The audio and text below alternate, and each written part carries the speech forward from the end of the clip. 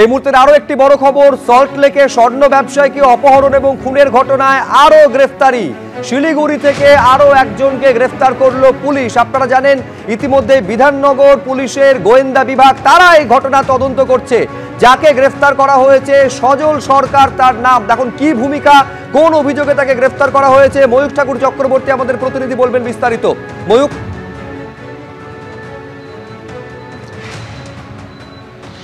দেখো, সজল সরকার আজকে সন্ধ্যাবেলা শিলিগুড়ি থেকে বিধাননগর কমিশনারেট এই সজল সরকারকে অ্যারেস্ট করেছে এবং এটা বিধাননগর কমিশনারেটের থার্ড অ্যারেস্ট দত্তাবাদের স্বর্ণ ব্যবসায়ী মার্ডার কেসের ঘটনায়।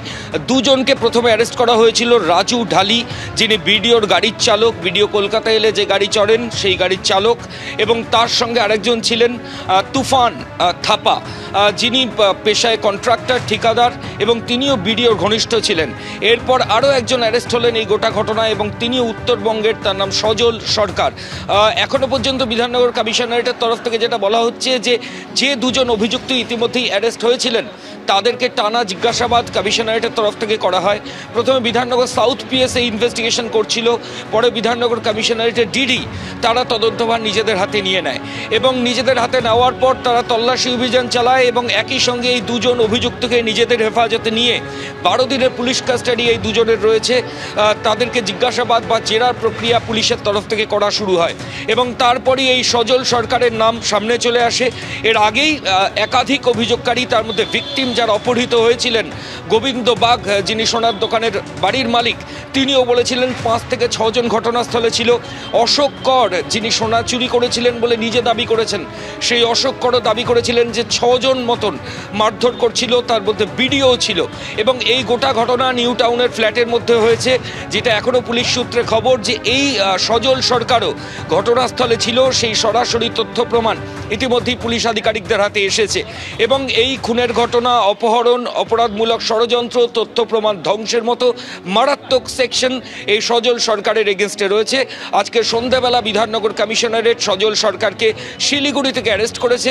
আগামীকাল তাকে কলকাতায় নিয়ে এসে বিধাননগর কোর্টে পুলিশ আধিকারিকরা তুলবেন এবং নিজেদের কাস্টাডির জন্য প্রেয়ার জানাবেন। বেশ ময়ূক, তুমি আমাদের সঙ্গে থাকো। আমি এইখানে একবার দর্শকদের দেখাতে চাইবো, বারবার যার বিরুদ্ধে অভিযোগ উঠছিল রাজগঞ্জের বিডিও প্রশান্ত বর্মন, প্রথম থেকে তিনি দাবি করে এসেছেন যে তিনি ষড়যন্ত্রের শিকার, চক্রান্ত করে তাকে ফাঁসানোর চেষ্টা করা হচ্ছে। 7 তারিখে কি বলেছিলেন দেখাবো আপনাদের। দুর্নীতি বন্ধ করে দিয়েছি, ঠিকাদারদের যে অ্যাসোসিয়েশন ছিল সেটা আমি বন্ধ করে দিয়েছি এবং আপনারা দেখছেন, আপনাদের চ্যানেলে আমি দেখতে পাচ্ছি যিনি চোর, যিনি বড় গলায় কথা বলছেন এবং যিনি সোনা গলিয়েছেন তিনিও বড় গলায় তার পরিবার কথা বলছেন। একটা এফআইআর করেছেন, মনে হচ্ছে প্রশান্ত বর্মন ভিডিও। এটার থেকে বোঝা যাচ্ছে যে এখানে চক্রান্তকারী ষড়যন্ত্র আছে। প্রশান্ত বর্মনকে কালিমালিপ্ত করবার চেষ্টা করছে। যে আপনারা দেখেছেন ভোরের আলোতে বড় বড় রিসোর্ট আমি শুরু করেছি আমাদের গভর্নমেন্টের অর্ডারে। দাঁতনে কেন যাব? জামিন অযোগ্য ধারায় মামলা হয়েছে, সবই তো ষড়যন্ত্র, সবেও তো ষড়যন্ত্র আছে। কোথায় প্লেনের টিকিট পাওয়া গেছে, কি আছে, সবই এখন সমস্ত কিছুই মিথ্যা। আমি বলে দিচ্ছি, সমস্ত কিছুই মিথ্যা, ষড়যন্ত্র। সোনা চুরি হয়নি, আমার কোনো বাড়ি নেই এবং আমি সেই স্বর্ণ ব্যবসায়ীকেও চিনি না, চোরকেও চিনি না। কিভাবে দাবাং থেকে মাটিতে শোয়ানো যায় সেটাই একটা চক্রান্তকারীরা চক্রান্ত করে যাচ্ছে। কিন্তু আমি একটা কথা বলছি, চক্রান্তকারীদের চক্রান্ত থাকবে না, দাবাং দাবাংই থাকবে। আমি দাবাংয়ের মতো প্রশান্ত বর্মনের বক্তব্য আপনারা শুনলেন। এবারে যার ঘর ভাড়া নিয়ে দোকান চালাতেন বা সোনার ব্যবসা চালাতেন স্বপন কামিল্লা, সেই গোবিন্দ বাগ দোকানের বাড়ির যিনি মালিক, তিনি কি দাবি করেছেন এবং অশোক করের বক্তব্য আপনাদের শোনাবো, যিনি এই প্রশান্ত বর্মনের কুকুরের দেখভালের কাজ করতেন। আগে কে কি বলেছিলেন দেখুন। তুলে নিয়ে চলে গেল, হ্যাঁ, আমাকে নিয়ে যেতে গিয়ে আমাকে ছেড়ে দিয়েছে। কোথাকার ভিডিও? ওনার হচ্ছে জলপাইগুড়ি, এইসব শুনছি। ওনার নাম কি? প্রশান্ত বর্মন, বিডিও অফিসার।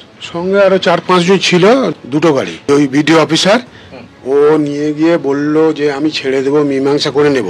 তারপরে ওনার লাশটা পাওয়া গেছে শুনলাম। আজ থেকে 4 মাস আগে আমি নেশার ঘরে ওনার আলমারি থেকে কিছু জিনিস, কিছু গয়না আমি চুরি করি। মারা গেল হচ্ছে স্বপন কামলিয়া।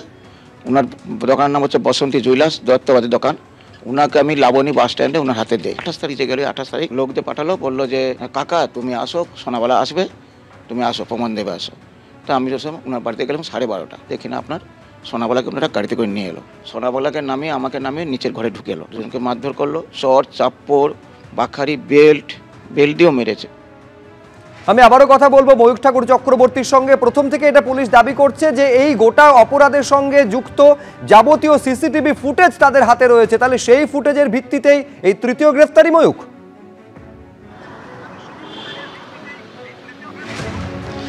দেখো, একদমই শুধু ফুটেজ নয়, ইতিমধ্যেই যারা গ্রেফতার হয়েছেন শুভ্রজিৎ, তাদের সঙ্গে পুলিশ আধিকারিকরা দফায় দফায় কথা বলেছেন, তাদের স্টেটমেন্ট রেকর্ড করা হয়েছে, তারা পুলিশ হেফাজতে রয়েছেন। এর পাশাপাশি সিসিটিভি ফুটেজ প্রত্যেকটা পয়েন্টের, অর্থাৎ যেখান থেকে অ্যাবডাকশন হয়েছে, যেখানে খুন হয়েছে এবং তারপর নীলবাতি গাড়িতে যেখানে বডি ডিসপোজ করা হয়েছে যাত্রাগাছিতে খালের ধারে, প্রত্যেকটা পয়েন্টে সিসিটিভি ফুটেজ, সেখানে গাড়ির মুভমেন্ট, কারা নামছেন সেই গাড়ি থেকে, সেই প্রত্যেকটা ছবি পুলিশ আধিকারিকরা যেমন পেয়েছেন। এর পাশাপাশি কলকাতা বিমানবন্দরে এয়ারলাইন্সের থেকেও তারা রিকিউজিশন দিয়ে নামের তালিকা পেয়েছেন যে কারা কারা এসেছিলেন। ফলত এই তদন্তে পুরোটা স্বচ্ছ হয়ে গেছে যে কারা এই গোটা ঘটনার সঙ্গে জড়িত। বিধাননগর কমিশনারেটের তরফ থেকে বলা হচ্ছে বিভিন্ন জায়গায় সার্চ অপারেশন চলছে, এই স্বর্ণ ব্যবসায়ী খুনের ঘটনায় আরও বেশ কয়েকজন গ্রেফতার হতে পারেন। ধন্যবাদ ময়ূখ। দিল্লি বিস্ফোরণ নিয়ে কেন্দ্রীয় স্বরাষ্ট্রমন্ত্রী অমিত শাহকে আক্রমণ করলেন তৃণমূল সাংসদ কল্যাণ বন্দ্যোপাধ্যায়।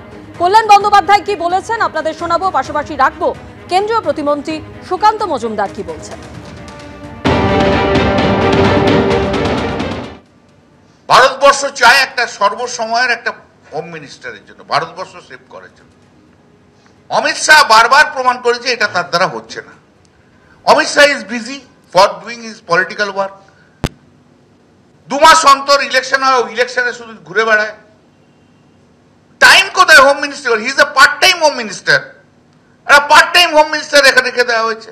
ও হরিয়ানাতে যখন যাচ্ছে বলছে हम इधर मकान करके रहेंगे, इधर आप लोग का पास हम रहेंगे इधर। আবার যখন মহারাষ্ট্রে যাচ্ছে, মহারাষ্ট্রে বলে हम मकान करके इधर रहेंगे। আবার যখন बिहार যাচ্ছে, बिहार के बोला अरे भैया हम तो आपका घर का आदमी है, मेरा मकान भी इधर है, हम तो आपके साथ खाना खाते हैं। আবার বেঙ্গলে আসার আগে বলছে বঙ্গালী ভয় আমার, আমি তো একটা বাংলাতে ঘর করব। তা যে লোকটা সারা পশ্চিমবাংলায় ঘর থাকবে আর ঘরে ফ্যামিলি থাকবে, তা সেই পশ্চিমবাংলায় ঘরে থাকলে তাদের কি হবে? যারা এই ষড়যন্ত্র করেছে, এই ষড়যন্ত্রের তল অবধি আমাদের সরকার যাবে এবং single person will not be spared, কাউকে ছাড়া হবে না। যারা এই ধরনের নাশকতামূলক কাজ করেছে তাদের প্রত্যেকের ব্যবস্থা হবে।